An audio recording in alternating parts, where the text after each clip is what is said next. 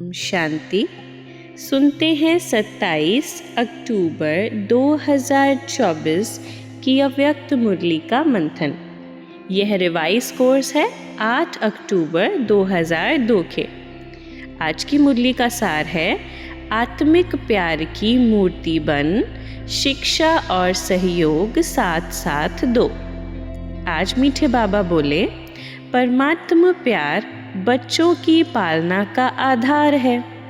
जैसे परमात्मा प्यार ब्राह्मण जीवन का आधार है, ऐसे ही ब्राह्मण संगठन का आधार आत्मिक प्यार है।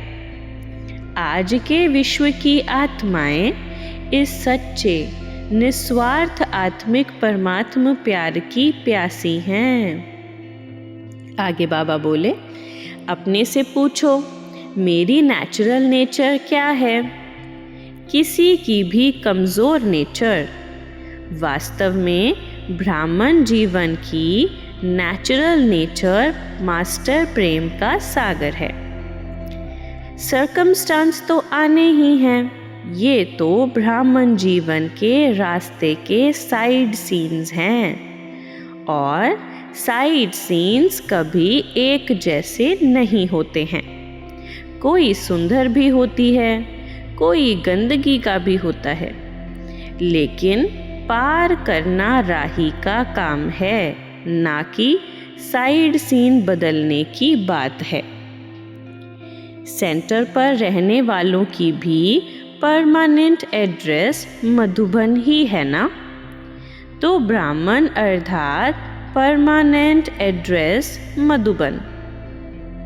बाप दादा यही चाहते हैं कि वर्तमान समय प्रमाण लव और लॉ का बैलेंस रखना पड़ता है। लॉ में भी लव महसूस हो।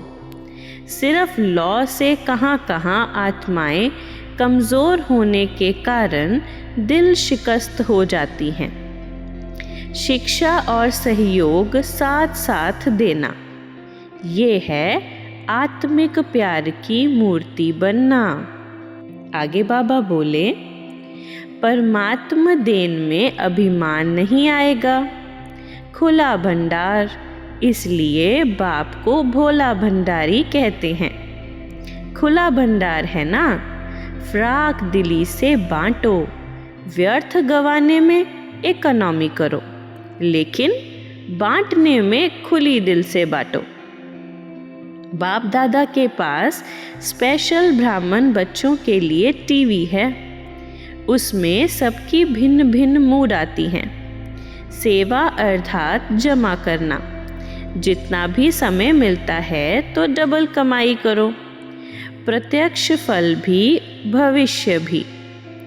सेवाधारियों से बाप दादा का विशेष प्यार होता है, क्योंकि बाप दादा भी विश्व का सेवक है।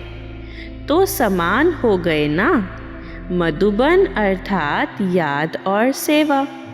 चलते फिरते मन याद में या सेवा में बिजी रहे। जितना भी समय सेवा के लिए मिलता है, उतना समय एक एक सेकंड सफल करो। आगे बाबा बोले, सारा कल्प आपके भाग्य का गायन होता रहता है। आधा कल्प भाग्य की प्रारब्ध भोगते हो और आधा कल्प आपके भाग्य का गायन अनेक आत्माएं गाती रहती हैं। रोज याद प्यार मिलता है ना। सबसे ज़्यादा लाडले कौन हैं? आप ही लाडले हो ना। तो सदा अपने भाग्य को याद करने से व्यर्थ बातें भाग जाएंगी। भागना नहीं पड़ेगा, सहज ही भाग जाएंगी। वर्तमान समय के प्रमाण संगम युग के समय का महत्व समझकर हर सेकंड अपनी प्रारब्ध श्रेष्ठ बनाते रहो। एक सेकंड भी व्यर्थ नहीं जाए, क्योंकि एक एक सेकंड का बहुत बड़ा महत्व है। सेकंड नहीं जाता, लेकिन बहुत समय जाता है। और यह समय फिर नहीं मिलना है। ऐसा कोई नहीं है जिसमें कोई विशेषता नहीं हो। सेवा में लगाना अभिमान में नहीं आना, क्योंकि संगम पर हर विशेषता ड्रामा अनुसार परमात्म देन है। स्नेह की उड़ान द्वारा सदा समीपता का अनुभव करने वाले स्नेही मूर्त भव। स्नेह की उड़ान द्वारा सदा समीपता का अनुभव करने वाले स्नेही मूर्त भव। सभी बच्चों में बाप दादा का स्नेह समाया हुआ है। स्नेह की शक्ति से सभी आगे उड़ते जा रहे हैं। स्नेह की उड़ान तन व मन से, दिल से बाप के समीप ले आती है।